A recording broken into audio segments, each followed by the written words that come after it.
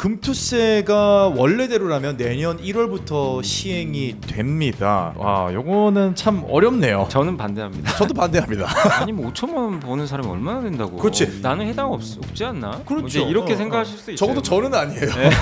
그렇게 생각하면은 안 된다는 거죠. 아, 그렇죠. 왜냐하면 네. 여러분 주식에서 5천만 원 연간 안 버실 겁니까? 벌어야죠. 사실 목표는 그 이상이죠. 1억 이상도 벌고 싶고. 네. 저는 개인적으로 부자로 갈 수 있는 사다리를 그냥 걷어차는 거라고 생각을 하거든요. 5천만 원 이상 버는 분이 15만 명 정도 된대요. 자산 규모 150조 원 정도 되고.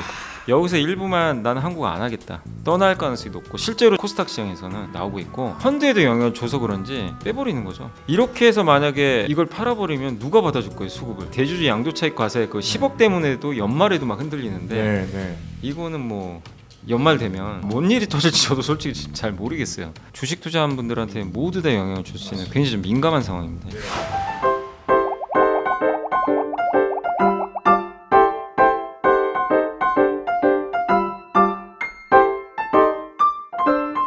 매일같이 느껴지는 지식 갈증, 오늘은 주식 이야기로 풀어보도록 하겠습니다. 어서오세요. 경제살롱의 박재민입니다. 오늘은 NS증권의 염승환 이사님 모셔보고 블리블리 염블리한 이야기 나눠보겠습니다. 어서오세요. 네, 안녕하세요. 안녕하세요. 야, 요즘 뭐 지난 시간에 저희가 인도 시장 얘기했잖아요. 네. 그래서 실제로 제가 니프티 50을 들어갔어요. 아, 그래요? 들어갔는데 표정 봐.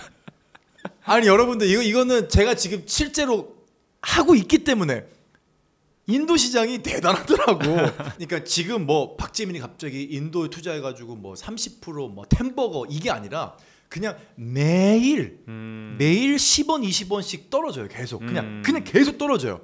그러니까 이걸 보면서 아, 인도 시장이 이게 약간 적립식 펀드를 가입한 느낌이 있다라는 느낌이 들 정도로 인도 시장이 굉장히 재밌는 시장이다, 기대가 된다 이런 생각을 하고 있는데 실제로 많은 구독자님들께서 저희에게 또 질문을 남겨주셨습니다. 그래서 오늘은 한번 시작을 구독자님들의 질문에 대한 답변으로 시작을 해볼까 합니다. 자, 준영킴 5356님의 질문인데요. 인도 시장이 뜨겁다고 하시는데 혹시 인도 투자 시 주의해야 할 것은 없나요? 모든 게 다 100% 다 좋지만은 않을 것 같아서요 라고 질문을 주셨는데 그러게요. 인도 시장 투자 시 주의해야 될 점은 뭘까요? 그죠. 뭐 모든 게 다 좋을 수는 없죠, 당연히. 그렇죠. 그 뭐 엔비디아도 약점이 있을 수도 있는 것처럼 네네. 인도 시장도 주의할 건 있는 게 일단 이제 그때 말씀드린 대로 직접 투자가 좀 어려우니까 그렇죠. 간접 투자할 수밖에 없다. 네네. 그래서 이제 펀드나 ETF 쪽을 좀 보셔야 되고 그리고 이제 이게 결국엔 우리나라가 아니기 때문에 해외 주식이잖아요. 네. 그렇기 때문에 뭐 우리가 지금 미국 주식 투자할 때도 항상 먼저 생각하시는 게 이거 달러가 혹시 떨어지면 어떡하지? 그게 좀 항상 네, 환율 네, 리스크가 네. 있는데 인도도 마찬가지. 인도는 이제 루피아라 그러죠. 네네. 인도 루피아가 떨어지게 되면 내가 이제 보유한 가치가 좀 떨어질 수도 있는 거죠. 그렇군요. 그러니까 그 나라의 통화 가치가 변동성이 생기면 네. 조금 이제 내가 아무리 인도 증시는 올랐어도 화폐 가치가 떨어졌을 때는 그걸 또 상쇄시켜 버리니까. 아, 그러면 제가 갖고 있는 전 원화로 산 거니까 네. 그럼 거기에 변동률이 생기겠군요. 예, 생기겠죠, 당연히. 그래서 인도 루피아로 어차피 거기서도 이제 기업들 투자가 들어가게 되니까. 네. 근데 이제 인도 루피아가 한때 화폐 가치가 또 이게 그러니까 증시나 경제는 좋은데 가치는 또 떨어지고 있어요, 화폐 가치가. 그러니까 이제 결국엔 그런 게 좀 리스크긴 하죠. 네. 옛날에 우리 한국도 예전에 이제 막 신흥국이 개발도상국이 또 환율 변동성이 또 있었잖아요. 그렇죠. 예.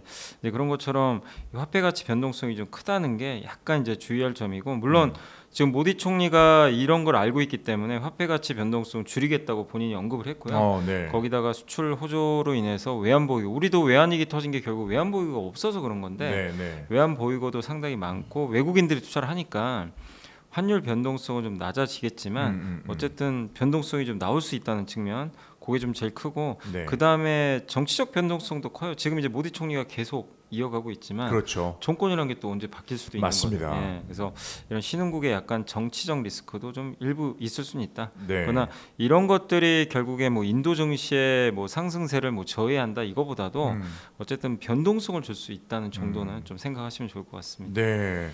저희 구독자 여러분들도 혹시나 궁금하신 점이 있으면 질문을 남겨주십시오. 저희가 질문에 대한 답변을 드릴 수 있도록 하겠습니다. 자, 한번 지난주 증시부터 한번 짚어보고 가시죠. 지난주 증시에서 혹시 뭐 특징적인 부분이 좀 드러나는 것이 있었나요? 지난주는 좋았어요. 아무튼. 아, 괜찮았어요. 많이 좋았어요. 올랐어요. 예, 네. 미국도 좋았지만 네. 미국 좋은데 한국은 못 갔는데 네. 정말 코스피가 이제 연중 최고치를 경신을 했고 네. 금요일 날 불을 뿜어버렸죠. 왜냐하면 삼성전자가 그러니까요. 네, 그 드디어 8만 전자를 넘은 것뿐만 아니라 이제 9만 전자를 향해서 향해 가고 있어요. 네, 진짜로. 이제 좋은 뉴스가 두 개 나온 게 엔비디아에 납품할 가능성이 높아졌다. 맞아요. 이것도 떴고 네. 거기다가 이번 2분기 실적 발표가 금요일 날 있었는데 깜짝 발표였죠. 8.3조 예상했는데 10조가 넘었어요. 그러니까. 분기에 10조를 본 거예요. 야. 그러니까 이제 시장에서 환호를 좀 하게 된 거죠. 이제 뭔가 삼성전자의 시장 경쟁력이 회복이 됐다라는 네. 메시지도 들려온 거고 특히나 엔비디아의 이 젠슨 황 대표가 계속 그 얘기를 했잖아요. 삼성이 탈락한 게 아니다. 맞아요. 우리는 계속해서 실험을 하고 있고 이걸 성공적으로 이끌어가기 위해서 계속 논의를 하고 있다.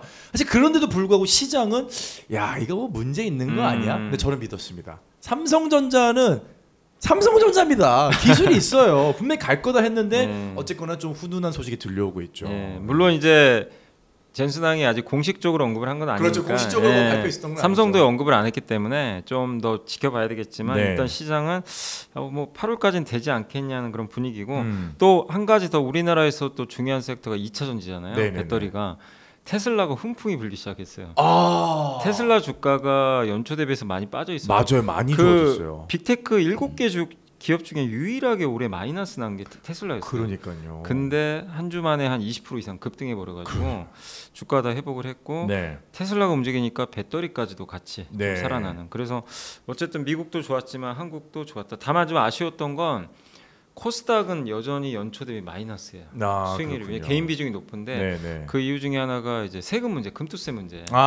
이거에 대해서 좀 많은 분들이 이 코스닥 투자해야 되나? 약간 이제 이런 좀 우려감을 나타내다 보니까 네. 코스닥은 거래 대금이 안 늘어요. 지금. 네네. 그래서 그게 좀 약간의 좀 아쉬운 부분이었다. 네. 이렇게 말씀드리겠습니다. 근데 방금 말씀하셨던 것처럼 지금 주식 투자하시는 분들은 초미의 관심사이자 가장 예민하고 가장 불안한 부분이 바로 이 세 글자 금투세입니다. 지난 3일 윤석열 대통령 주재로 청와대 영빈관에서 열린 하반기 경제정책 방향 및 역동경제 로드맵 회의에서 선진화 대책이 발표가 되었는데 로드맵부터 한번 짚어볼게요. 이 로드맵의 주요 내용은 어떤 것들을 다루고 있나요? 이제 우리나라 경제를 좀 더 이제 활기차게 좀 바꾸겠다. 이제 그런 이제 정책이라고 보시면 되겠고. 그렇죠. 지원 정책이죠. 네, 근데 이제 우리가 봐야 될 건 뭐냐면 거기서 이제 결국 주식 시장과 관련된 거. 네. 그건데 거기서 이제 세제 관련된 부분이 있어요. 네. 그래서 여기 보시면 지금 이쪽에 보시면 여기 법인세가 있고 네. 배당소득세가 있고 상속세. 그렇죠. 법인세는 기업을 대상으로 하고요. 네. 배당소득세는 개인 투자자. 네.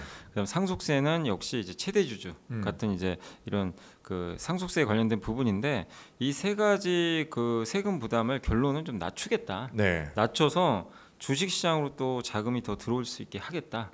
요게 이제 큰 틀에서 그 역동경제 로드맵의 이제 가장 큰 부분이라고 보시면 되겠고 여기 보시면 기업들한테는 그러니까 예를 들면 이거 주주하는 5% 이상 했다. 네. 법인세 깎아준다는 거예요. 아. 네. 그리고 이런 기업에 이렇게 이게 주주환원 늘렸다는 거는 밸류업 한다는 얘기잖아요. 그렇죠. 이 기업에 내가 투자를 했으면 그분들한테는 또 배당소득세도 깎아주겠다. 네, 네. 그리고 최대주주 할증 제도가 우리나라가 최대주주 최대 60%까지 세금 매기잖아요.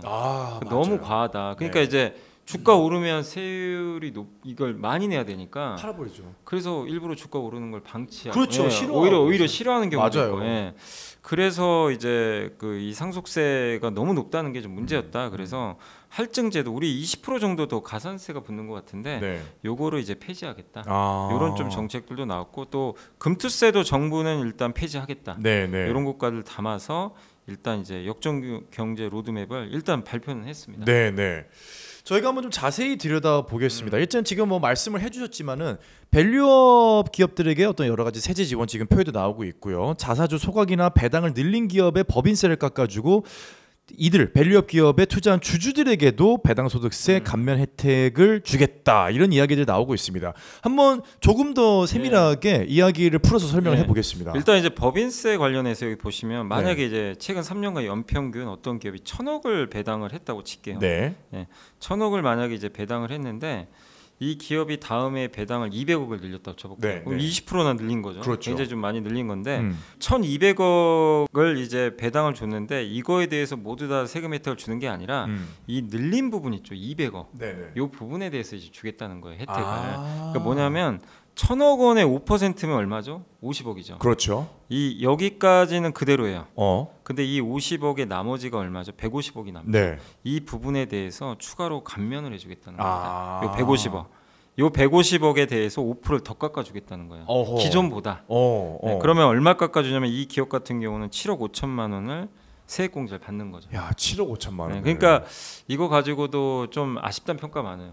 아, 저거 가지고 기업들이 움직일까? 그렇죠. 7억 5천만 원, 예. 그냥 1,000억 원을 배당을 줬고 1,200억으로 늘렸는데 7억 5천. 세제 지금 7억 5천이다. 그러니까 이제 조금 그런 부분에서 의문은 네, 있지만, 근데 네. 정부 입장에서는 또 이게 너무 또 세금을 많이 깎아버리면 한도 끝도 없이 가지고 그러면. 그래서 아마 이걸 좀 절충점을 일부러 찾으려고 했던 것 같은데 좀 아쉽다는 평가는 있고, 그 다음에 또 한 가지가 이제 개인 투자자분들 입장에서 지금 뭐 예를 들면 배당 소득이 여기 보시면 2,200만 원이다. 네. 이게 돼 있잖아요. 1,200만 원이면 내가 배당을 1,200만 원 받았으면 세금 내야 되잖아요. 네, 네. 근데 보통 원천 징수하죠. 그렇죠. 떼고 주죠. 네. 그래서 그거를 보통 이제 지방세 합쳐서 보통 15.4%인가 아마 떼게 될 거예요. 네. 근데 일단은 여기서 지금 14%로 제가 계산을 여기 요 신문에서 나온 건데 1,200만 원에 14%면은 168만 원을 일단 뗍니다.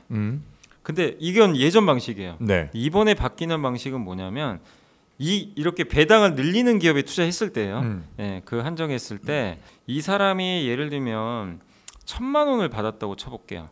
1,000만 원. 네. 예, 그러니까 1,000만 원을 배당을 받았는데 네. 이번에 200만 원이 더 늘어난 거잖아요. 네. 1,200만 원으로. 그렇죠. 그런 경우는 200만 원 이 늘어난 부분에 대해서는 9%만 주겠다는 거예요. 9%. 그러니까 원래는 그러니까 좀 헷갈릴 수 있는 게 1,000만 원에 그러니까 작년 같은 경우는 1,000만 원 받았으면 그 14%딱 떼면 뭐 네. 140만 원 뭐 떼고 만약 내가 배당을 받는데 올해는 이제 이 회사가 배당을 나한테 200만 원 더 줬어요. 네. 1,200을. 어. 그러면 옛날 같이 이걸 제도를 안 바꿨으면 방금 말씀드린 168만 원 그냥 내면 돼요. 네, 네. 내는데 그게 아니라 200만 원 늘었잖아요. 200만 원 늘어난 만큼은 9%만 하겠다는 거예요. 그럼 1,000만 원은 14% 그대로 적용되고 네. 그다음에 200만 원 9%면은 이걸 계산했더니 158만 원이 돼요. 그럼 10만 원 깎아주는 거예요. 네, 네. 그래서 이제 좀 깎아주는 거예요. 사실은. 좀 정말 말 그대로 네. 좀 깎아주네요. 많이는 아니고. 근데 네, 네. 사실 원한 건 이 전체를 다 그냥 9% 해주면. 아, 그렇죠. 그게 최고죠. 네, 근데 이제 그거는 좀 아니다 보니까. 시간을 좀 나누는군요. 네, 그래서 이제 그게 좀 아쉽다라는 좀 네. 평가는 있었고, 그다음에 이제 이게 최대주주, 최대주주. 상속세 요거 관련해서는 이제 주식 가치의 20%를 할증하거든요. 이게 93년도에 도입이 됐어요. 그렇죠. 근데 부동산은 사실 없어요, 이게 할증이. 근데 주식만 이게 있다 보니까 네. 좀 요거 이런 좀 지적들이 좀 코리아 이거 디스카운트 요인 아니야. 그래서 이번 정부 발표는 뭐냐면 할증 평가 제도는 일단 폐지를 하게 되고 또 한 가지가 가업 상속 공제라고 또 따로 있어요. 이거 실제 이제 있는 제도인데 네. 10년 이상 이제 중소기업을 운영하는 회사 그 최대주주 있죠. 또 매출 5천억 미만의 중견기업 대상으로 네. 600억까지는 이제 상속세를 이제 공제해줘요. 여기까지는 이제 안 낼 수 있게 해주는데, 근데 이번에 좀 더 늘렸어요. 뭘 늘렸냐면 기업을 세 개로 분류를 해버렸어요. 밸류업, 스케일업, 기회발전 특구. 네. 이 중 하나만 충족이 되면 600억을 1,200까지 늘려줍니다. 이야. 세금을. 이거 좀 약간 파격적이죠, 이 부분. 네. 네, 그래서 뭐 밸류업 기업은 예를 들면 주주 환호액 비율이 업종보다 120%더 이상 하는 네, 회사라든가 뭐 매출액 대비 5% 이상 하거나 뭐 특구에서 창업을 하거나 이런 것 중에 셋 중에 하나에 해당된다. 어떤 중소기업이. 네. 그러면 600억 주던 거를 1,200억. 그러니까 1,200억까지는 세금 안 내는 거죠. 공제 한도를 늘려버린 거죠. 네, 네, 그래서 사실 저는 개인적으로 봤을 때 이 셋 중에 이게 좀 제일 눈엔 들어왔어요. 네. 들어왔는데 실효성이 있어 보이네요. 근데 아쉽게도 아까 개인이나 그 제가 여기 아까 왜 아쉽다고 했냐면 이 배당 이 2014년도에 네. 혹시 기억하실지 모르겠지만 최경환 부총리가 아, 박근혜 네네. 정부 시절에 네. 가계소득 증대세대 3대 패키지를 내놨어요. 아. 그거 3년 딱 하고 끝내버렸거든요. 네. 그 중에 하나가 이거랑 비슷해요. 뭐냐면 밸류업 하는 기업들 있죠. 뭐 예를 들면 배당 성향과 배당 수익률이 시장 평균보다 좀 높은 기업들 있죠.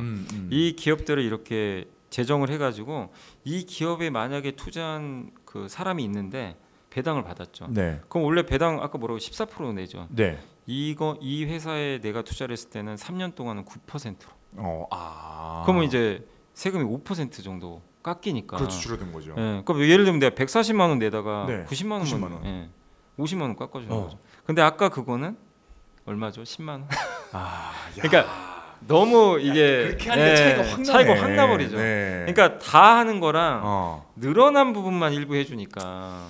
그래서 저 좀 약간 이게 아쉽다는 거예요. 이게 이거 때문에 사람들이 배당 더 받으려고 할까? 그렇죠. 네, 물론 이제 물론 깎아주는 건 맞아요. 네. 깎아주는 건 맞는데. 깎아주는 건 맞는데 약간 그러다 보니까 사실 이런 어떤 구간을 정해놓고 초과분에 관해서 어떤 할인 혜택을 적용하겠다 하는데 그게 정말 많은 금액은 또 아닌 것 같다고 이렇게 생각을 하다 보니까 사실 그게 어떤 면에서 보면 그냥 생색내기 아니냐 이런 얘기 나올 수 있고 정말 어떤 면에서는 세금 혜택 보는 게 몇백 원 수준까지 될 수도 있거든요. 금액이 작으면. 그리고 이제 종합과세 같은 경우는 보통 이제 예전에 선택적 분리과세라 그래요. 그러니까 뭐냐면 이제 종합과세는 배당 소득이 2천만 원 넘으면요, 네. 자기 사업 소득 그 개인 소득과 다 합쳐져 버려요. 배당이. 그러면은 최대 세율이 49.5까지도 올라가죠. 네. 근데 그거를 예전에 이제 선택적 분리과세라 그래가지고 25%까지도 이제 허용을 하긴 했는데 어쨌든 지금 좀 그때보다 좀 뭔가 좀 아쉽다라는 평가 좀 있고 그다음 또 한 가지가 기업들 입장에서도 이게 불만이 있을 수도 있어요. 왜냐하면 이 인센티브를 준다 그랬죠, 기업들한테. 그렇죠. 뭐 너네가 좀 더 하는 만큼 법인세 깎아주겠다. 많지는 않더라도. 근데 만약에 나는 그동안 지난 10년 동안 열심히 주주환원을 많이 했어요. 근데 올해 회사 사정이 안 좋아서 작년과 동결을 했어요, 배당금을. 이 열심히 한 기업은 인정해줘야 되는데 이 회사는 혜택이 없어요. 역차별이에요. 근데 한 번도 안 했어요. 배당도 안 하고 이런 기업이 이제 올해 늘려줬어요, 처음으로. 그럼 이 기업은 바로 혜택이 돌아가죠. 그러니까 기존에 잘했던 회사는 왜 혜택을 못 받을 수도 있어요. 그러네요. 근데 이 기업, 그러니까 기존에 잘했던 기업이 계속 잘하면 받는데 기존 거는 그러니까 기록이 없어져 버리는 거예요. 거기에 대한 보상은 좀 해줘야 되는데. 그렇구나. 그거를 지금 그러니까 열심히 해온 회사들한테도 뭔가를 줘야 되는데.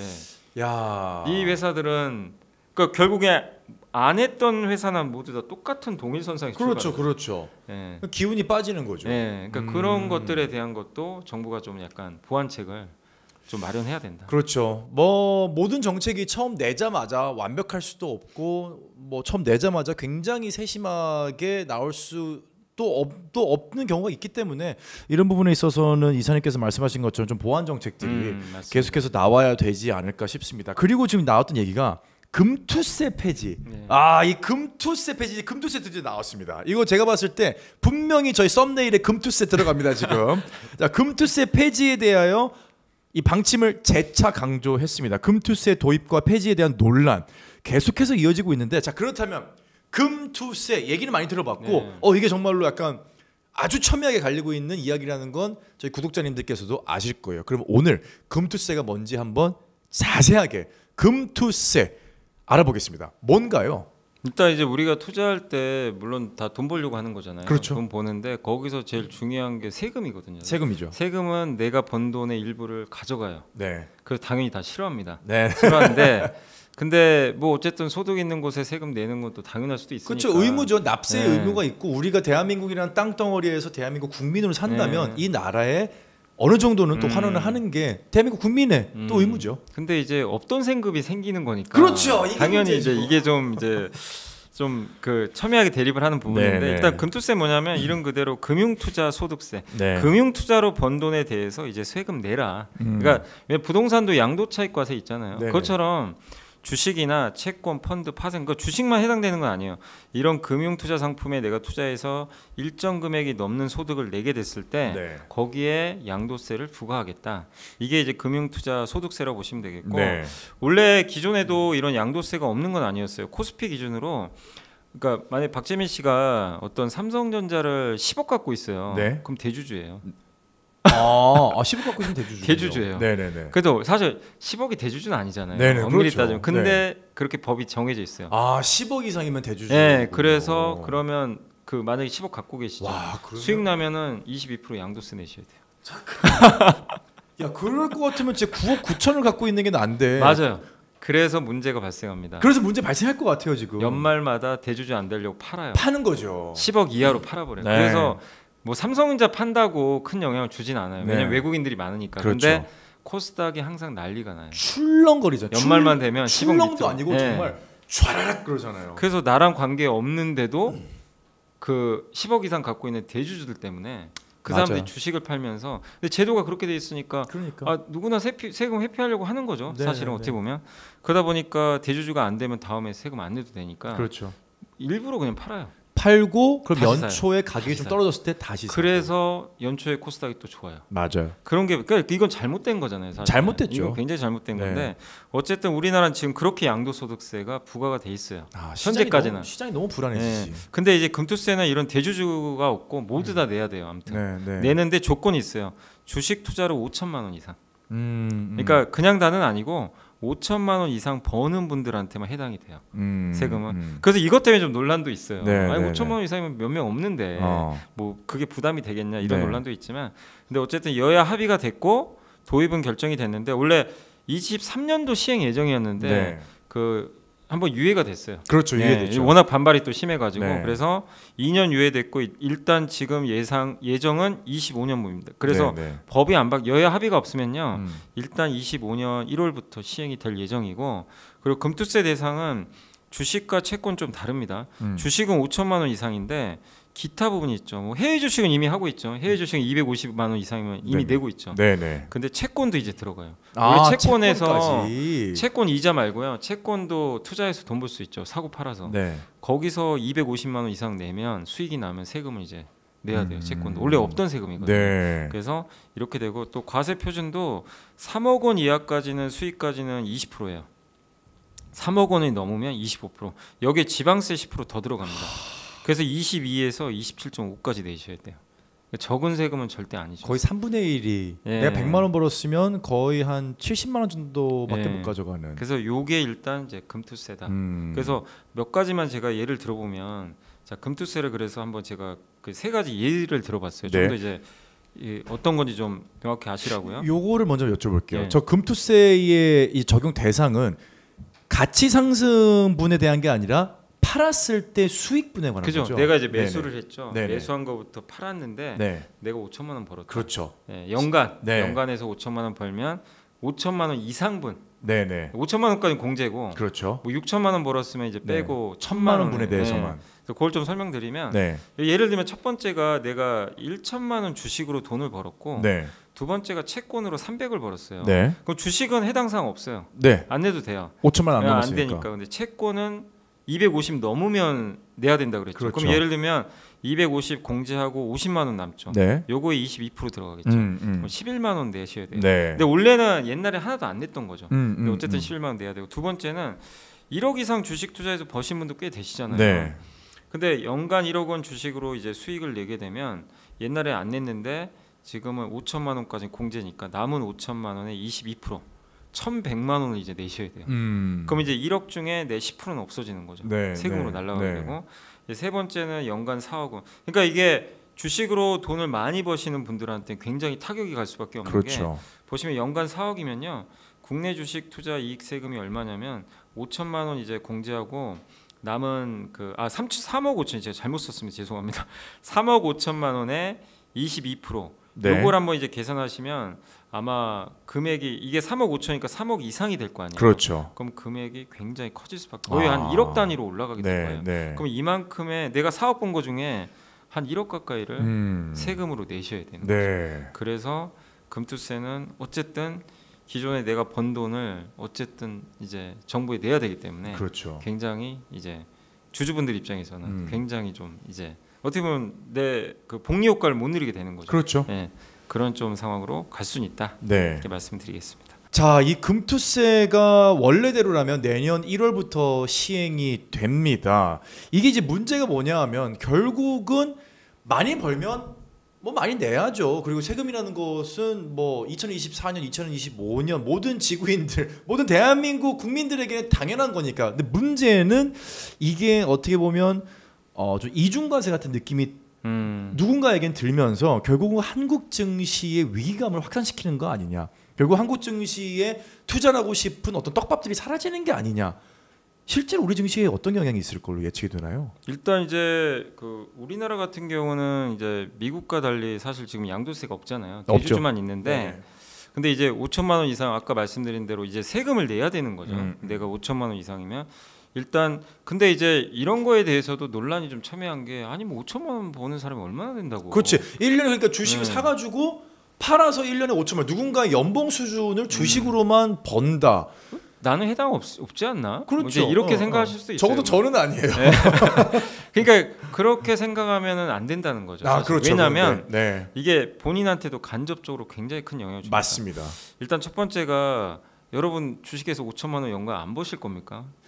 벌어야죠. 사실 목표는 그 이상이죠. 1억 이상도 벌고 싶고. 네, 네. 근데 그 의욕을 떨어뜨려요 일단. 그렇죠. 일단 5천 버는 순간 5천만 원 이상 벌면 안 되는 시장이 되는 거죠. 그런 이제 의욕이 좀 떨어지게 되고 그 다음에 이제 5천만 원 이상 버는 분이 그 한국기업 거버넌스 포럼에 조사를 해봤더니 금투세 적용 투자자가 한 15만 명 정도 된대요.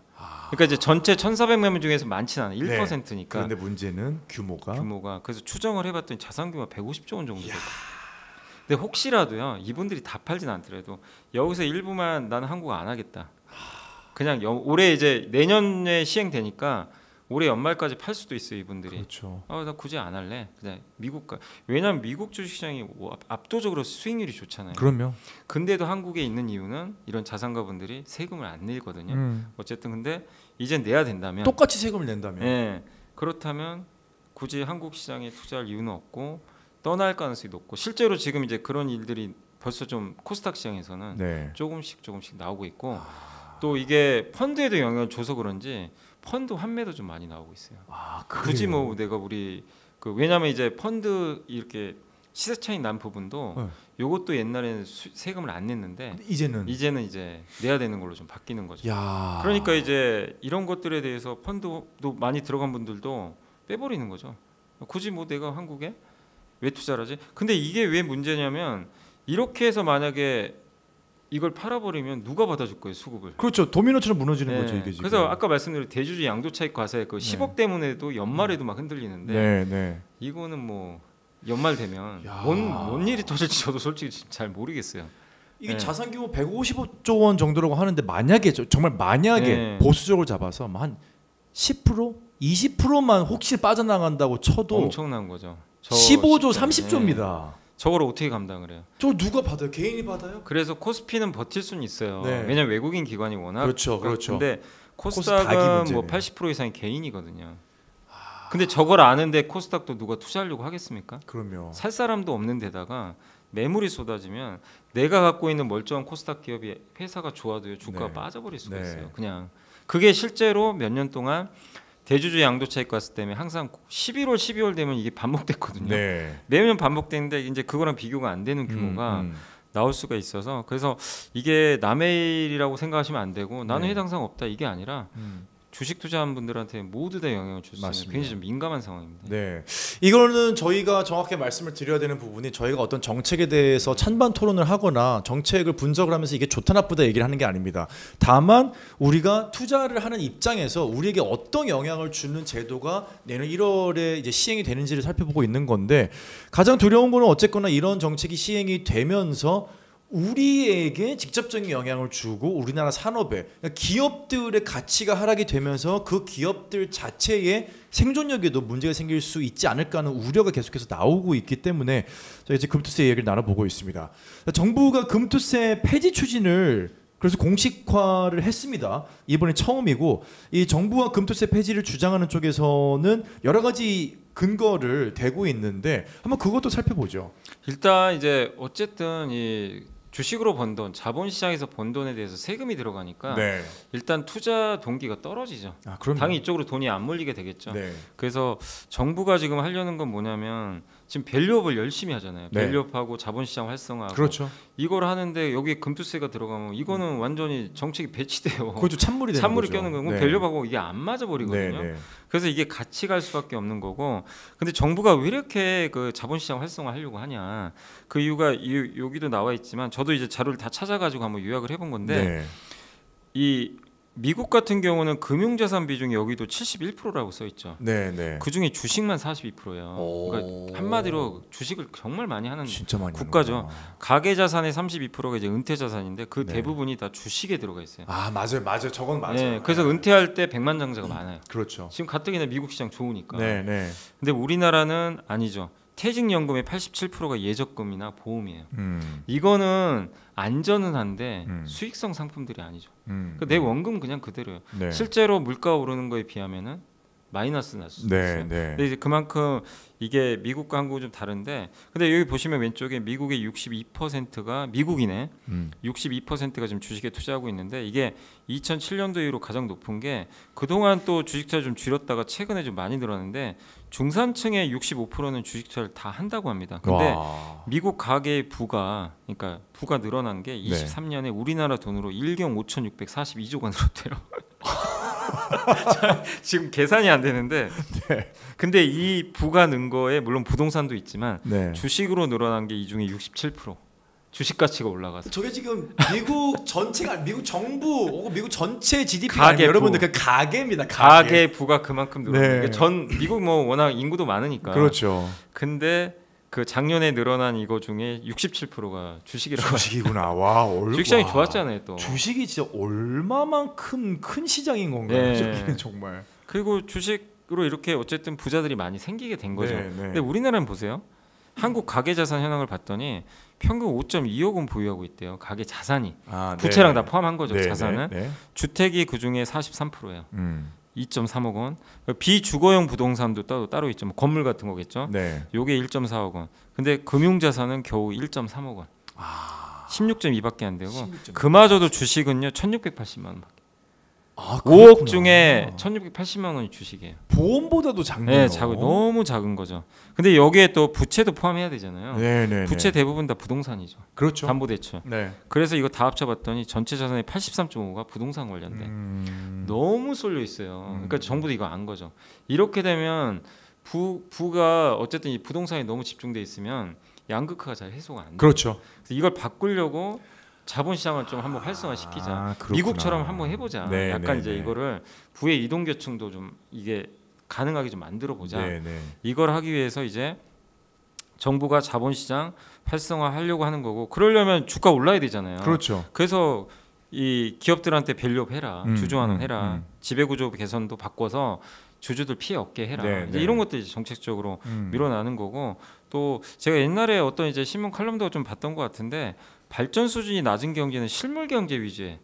옛날 우리나라는 그랬죠. 옛날에 네. 우리나라 같은 경우도 거의 실물 경제. 그렇죠. 신흥국이나 이런 데는 네네. 금융보다는 아무래도 이 실물 경제가 더 발달했는데, 네. 발전 수준이 높은 성숙 경제, 미국이 대표적으로. 네. 물론 이제 제조업이나 그런 기업들도 잘하고 있지만 금융이 기반이 되는 경제거든요. 근데 우리도 그렇게 가야 되는데. 그리고 가야죠. 예. 근데 금투세가 도입이 되면 이 과정에 이제 갈 수 있는 사다리가 끊어지는 거죠. 끊어질 수도 있다는 거죠. 네. 그래서 이제 정부는 자본시장 참여를 통해서 가계금융자산이 함께 증대되면 한국 경제가 좀 지속 성장하지 않겠냐. 이게 사실은 취지예요. 취지인데 거기에 금투세는 어쨌든 이제 방해가 된다. 요게 이제 폐지의 가장 큰 원인 중에 하나라고 보시면 되겠고, 또 한 가지 말씀드리고 싶은 게, 이게 금투세가 우리가 알려진 것도 있지만 잘 안 알려진 게 세부 내용에 좀 문제점도 몇 개 있어요. 그렇죠. 사실 언론에 나오는 내용만 알지 네. 우리가 실제로 그 세부적인 내용까지 들여다보지도 않고 봐도 좀 이해도 잘 못하잖아요. 네, 한번 맞아요. 설명을 좀 해주시죠. 예. 그러니까 일단은 이중과세 우려가 있어요. 아, 그렇죠. 지금 거래세 내죠. 내죠. 양도세 또 내야 돼요. 그럼. 또 내야 되죠. 그래서 전 세계에서 양도세랑 거래세 부과한 국가 프랑스밖에 없대요.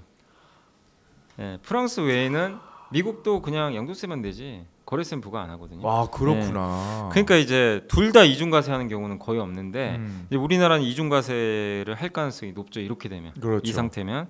그리고 대부분 국가가 손실공제. 그러니까 내가 이제 5천만 원을 벌었지만 벌었지만 그 다음에 다 까먹을 수도 있잖아요. 그렇죠. 그러면 나는 5천만 원 이상 번 거에 대해 세금 네, 냈는데 세금 냈고. 결론은 까먹었어요. 네. 주식으로. 그럼 나는 마이너스가 되는 마이너스인데 거죠. 세금은 내 세금 되고. 그러면 이거는 굉장히 불합리하잖아요. 불합리하죠. 근데 대부분 국가가 이거 손실 공제라 그러죠.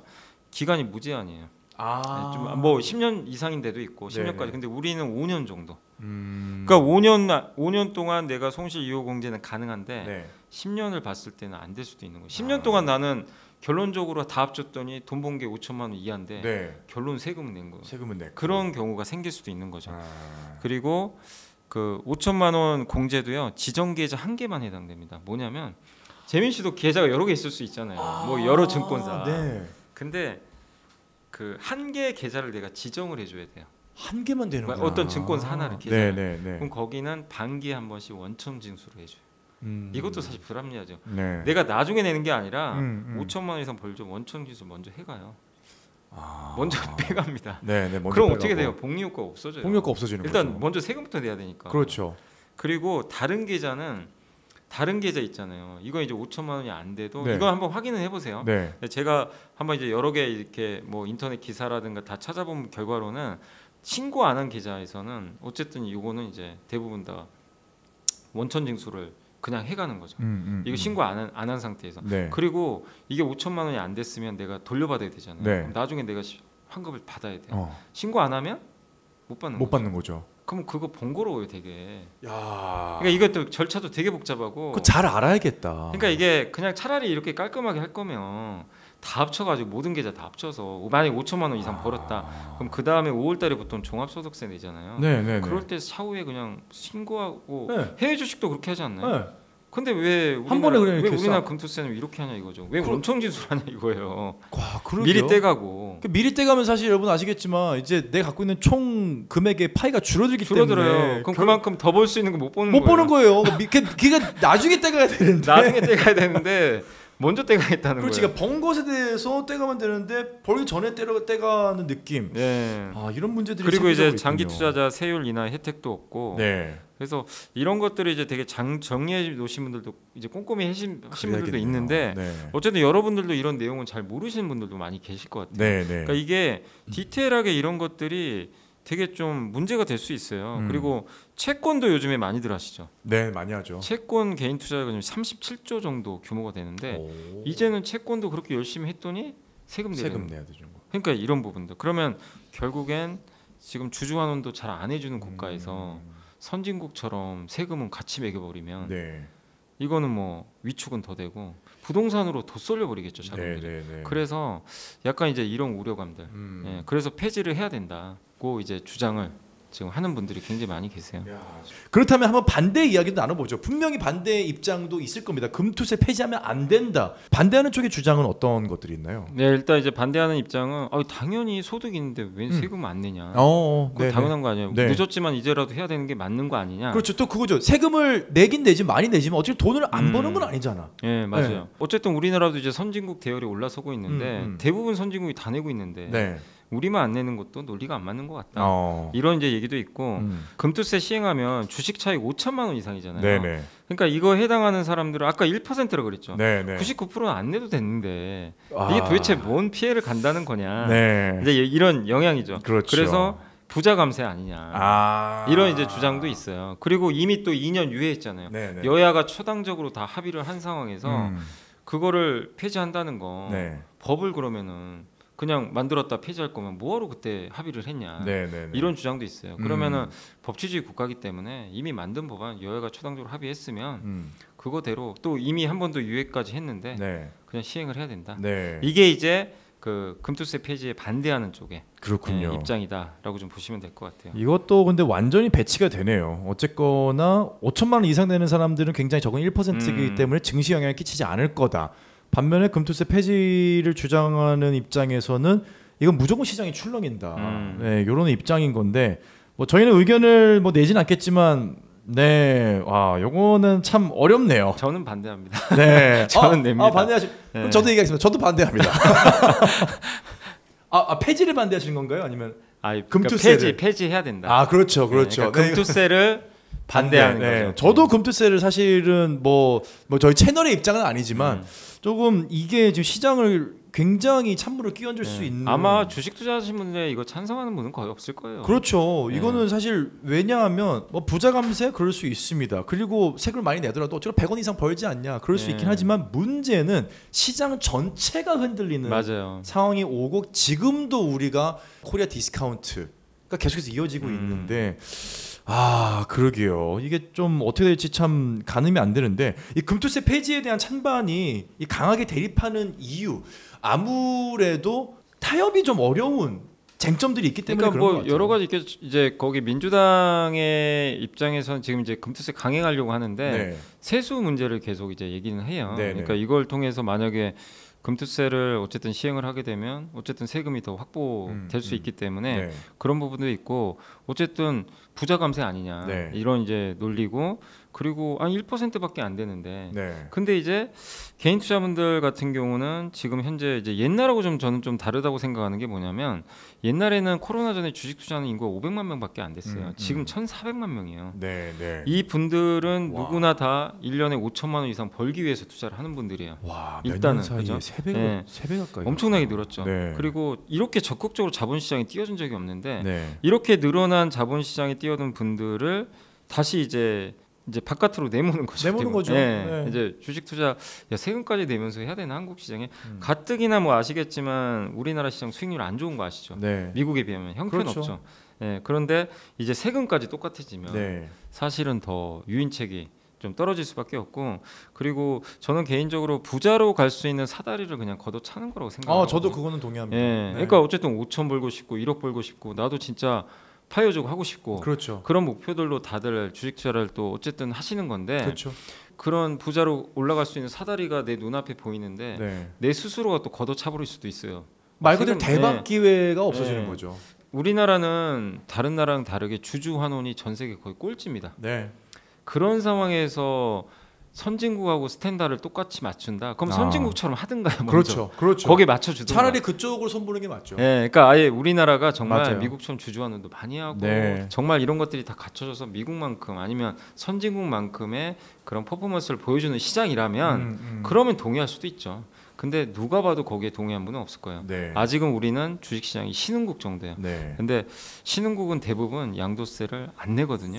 아. 예, 안 내요. 네. 그러니까 저는 어쨌든 지금 우리나라가 이걸 시행하기엔 너무 이른 거 아닌가. 네. 저는 그렇게 좀 생각하고 있습니다. 혹시나 외국에서 금투세를 시행하고 있는 나라가 있나요? 선진국은 거의 다 해요. 아, 선진국 거의 다 하는군요. 그리고 아까 말씀드린 프랑스는 독특하게 또 거래세까지 같이 부과하니까. 이중 부과를 하는 거죠. 그래서 선진국은 거의 다 하긴 있는데 음. 우리나라 시장은 아직은 신흥국입니다. 네, 네. 지수에 그렇게 편입이 돼 있어요. 맞아요, 맞아요. 아직은. 네. 근데 신흥국은 대부분 양도세가 아니라 거래세만 대부분 부과해요. 한 지금 우리 가지만 하는 한국처럼 거죠. 현재까지. 네. 네. 그래서 심지어 우리보다 사실 금융시장이 더 발달했다고 보는 데가 홍콩이나 싱가포르잖아요. 네. 거기도 아직은 양도세가 없어요. 네. 그리고 우리랑 가장 많이 비교하는 국가가 대만이죠. 네, 네. 대만도 아직은 없어요. 양도세 없고. 네, 근데 네. 대만이 옛날에 1988년인가 아마 네. 그때쯤에 이거 하려고 그랬어요. 하려고 우리처럼. 했구나. 네. 양도세 도입하려고 했는데 증시가 박살이 났어요. 대폭락 그랬어요. 그래가지고 그때 철회했고 아직도 안 하고 있어요. 그렇군요. 그 후로. 네. 그러니까 이게 굉장히 이 세금 문제가 음. 좀 예민할 수밖에 없고 외국 같은 경우는 장기 투자하면 또 할인도 많이 해줘요. 네, 네. 그래서 차등부가랍니다. 소득 구간별로도 0에서 22%로 이렇게 차등부가하는데 우리는 그냥 무조건 천편일조 5천만 원 이상이면 22%, 네. 3억 이상이면 27.5 이렇게 부과를 해버리니까 네, 네. 거기에 따른 뭔가 그 혜택 같은 건 전혀 없고 그냥 똑같이 다 내야 되는 거죠. 네. 그래서 장기 투자를 했을 때는 세율을 뭐 절반으로 깎아주든가 아예 아예 안 내게 해주든가 네. 이러면은 우리나라 또 문화가 또 약간 바뀔 수도 있겠지만 네. 사실 그런 부분도 전혀 없기 때문에 음. 외국에 비해서 어쨌든 우리나라 지금 신흥국이라는 입장 하에서도 이 금투세 시행은 뭐 시행을 한다고 하더라도 너무 빠른 게 아닌가 네. 그런 좀 생각은 하고 있습니다. 아, 그러게요. 참 어떻게 될지 잘 모르겠는데 결국 금투세 폐지도 입법 사항이라 국회 문턱을 넘어야 됩니다. 그 국회 문턱이 참 높아 보이네요. 이거 어떻게 될 거라고 보시나요? 결국 민주당이 동의해야 돼요. 그러니까 이거는 지금 이제 그 정부에서는 폐지 쪽으로 방향 잡았잖아요. 그렇죠, 잡았죠. 근데 이제 국회 과반 이상을 지금 민주당이 갖고 있기 때문에 네. 그러면은 결국 민주당이 이거를 동의를 안 해주면 사실상 아니면 이제 여야 합의를 해가지고 뭐 저번처럼 유예할 수도 있죠. 네, 뭐 네. 2년 유예할 수도 있고 네. 폐지 쪽으로 갈 수 있는데 이제 정부는 어쨌든 폐지해야 된다는 입장이고 근데 민주당은 아직까지는 지금 나오는 뉴스들 보면 그대로 해야 된다. 맞아요. 지금 강하게 네. 밀어붙이고 있죠. 네, 그래서 어쨌든 현재로 지금 이대로 만약에 그냥 된다면 시간이 계속 그냥 지연이 되면 내년에 그냥 시행하게 되는 거죠. 네. 사실상 그래서 많은 개인 투자분들이 좀 불안해하는데 결국 어쩔 수 없습니다. 여야 합의를 하는 수밖에 없고 네. 이쪽에서도 좀 더 적극적으로 나와야 되고 민주당에서도 금투세 폐지나 그 유예하는 거에 대해서 좀 네. 다시 한번 좀 고민을 해보시면 어떨까 네. 이렇게 좀 말씀을 드리고 싶습니다. 가장 우려스러운 부분은 이런 금투세 문제를 정치적인 어떤 카드로 이용해가지고 좀 사용을 하지 않았으면 좋겠다는 생각. 그리고 세수 얘기를 하는데 사실 세수는 빠져나가는 세수를 막는 게 더 현실적이고 빠른 방법이지 이렇게 금투세를 통해서 세수를 늘리겠다. 글쎄요, 뭐 저는 잘 모르겠습니다. 저는 뭐 정말 이게 맞는 방법인 것인지. 우리가 정말 이중부가를 함으로써 얻을 수 있는 시장의 효과가 정말 그만큼 큰 것인지 사실 그 부분에 대해서는 잘 뭐 확신이 저는 아예 없는 사람인데 어쨌거나 주식시장은 계속 되어야 되고 우리는 잘 살아야 되고 대한민국은 발전을 해야 되고 선진국 반열에 들어가야 됩니다. 그렇다면 이때 우리가 투자자의 입장으로서 좀 이사님께서 조언을 해줄 수 있다면 일단 이제 요것도 한번 제가 신문에서 뉴스가 나와서 한번 가져봤는데 네. 실제 이제 조사를 했나 봐요. 설문조사를. 그래서 대한상공회의소에서 1375명 대상. 네. 그중에 88%가 일단 우리나라 이제 금융상품에 투자하시는 분들이에요. 네. 그러니까 실제로 이제 이분들 의견이 여기에 반영이 됐는데 68%가 금투세 들어오면 나는 투자 줄이겠다. 이게 이분들만의 생각은 아니겠죠. 이게 지금 사다리를 걷어차는 거예요. 맞아요. 투자를 안 하겠다. 맞습니다. 그리고 국내 금융 투자에 대한 부정적 인식 요소가 여기도 나와 있죠. 제일 많은 게 주가 수익률 부진. 그럼요. 코리아 디스카운트죠. 네, 결론은 네. 그걸 다 인정하고 있고요. 그 다음에 기관보다 불리한 투자 환경, 배당 소득세 너무 많은 것 같다. 이 부분하고 주주원은 부족하다.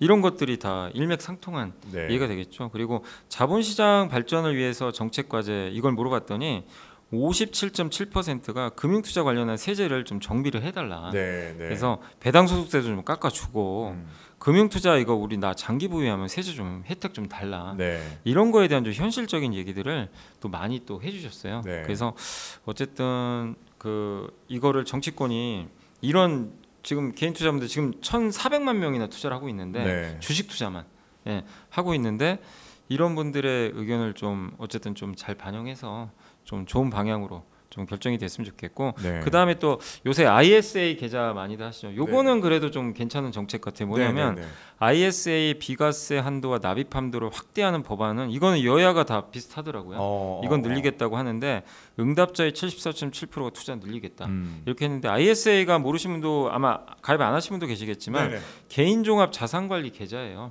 그래서 이거를 증권사나 은행 가서 여러분이 1인 1계좌 그 이렇게 가입을 하실 수가 있어요. 그래서 소득에 무관하고 뭐 19세 이상이면 뭐 내가 소득이 없어도 가입이 가능한데 이걸 하시면 좋은 게 그 내가 여길 통해서 이자를 받을 수 있잖아요. 네. 뭐 주식 투자에서 이자 받고 뭐 배당 소득이나 네. 은행 이자 같은 거 받을 수 있잖아요. 그럴 때 보통 지금 일반 계좌가 15.4% 네. 지금 세금 내잖아요. 여기는 분리과세 해줘요. 비과세 한도 초과하는 부분. 그러니까 200만 원까지는 과세 안 합니다. 네, 네, 네. 200만 원까지는 일단 비과세 들어가고 여기 혜택에다가 이거 넘는 거는 9.9%또 적용을 해줘요. 그러면은 내가 만약에 400만 원 이자 수익의 배당이 발생을 한다고 치면 네. 일반 계좌는 내가 400만 원 이자 받거나 배당 받으면요. 네. 61만 6천 원 내셔야 돼요. 그냥 이제 원천기수 하고 주는 거죠. 네, 네. 근데 만약에 ISA에서 내가 투자를 해서 이렇게 받았으면요. 여기 19만 8천 원만 내면 되는 거죠. 네, 네. 그럼 어떻죠? 61만 6천 원에서 19만 8천 원이면 한 40만 원 그렇죠. 덜 내는 거죠. 그렇죠. 굉장히 적게 내는 네, 거죠. 네, 네. 이런 혜택이 좀 있어요. 네, 근데 이거에 대해서 원래 이게 납입하는 한도가 1년에 2천만 원까지거든요. 네, 네.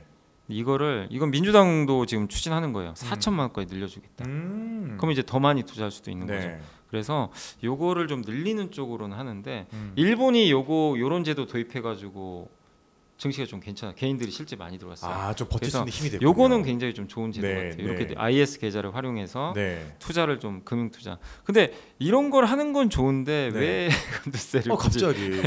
그래서 이런 좀 좋은 정책들도 있긴 있다. 네. 다만 금투세가 시행이 됐을 때는 어쨌든 여러분들이 좀 고민을 해보셔야죠. 뭐 대비를 해야겠네요. 선택은 여러분의 몫이긴 하겠지만 네, 네. 제 생각에 아마 많은 분들이 또 가뜩이나 요새 미국으로 더 많이 가고 있는데 맞아요.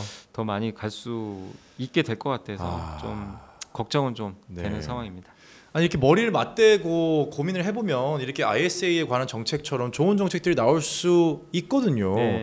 특히나 굼투세가 처음으로 이렇게 논의가 됐을 당시는 지금하고 시장 상황이 또 많이 달랐고요.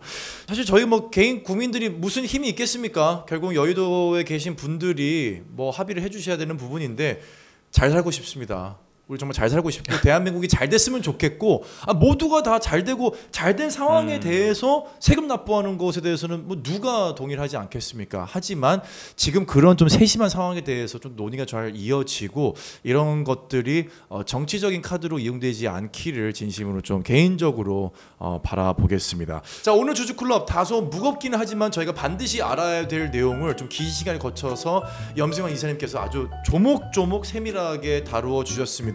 투자는 개인의 몫이지만 다 같이 잘 살 수 있는 대한민국이 반드시 오기를 바라면서 다시 한번 진심으로 염불리 염승환 이사님께 진심으로 감사를 드리겠습니다. 다음 주 인사드리겠습니다. 감사합니다. 감사합니다.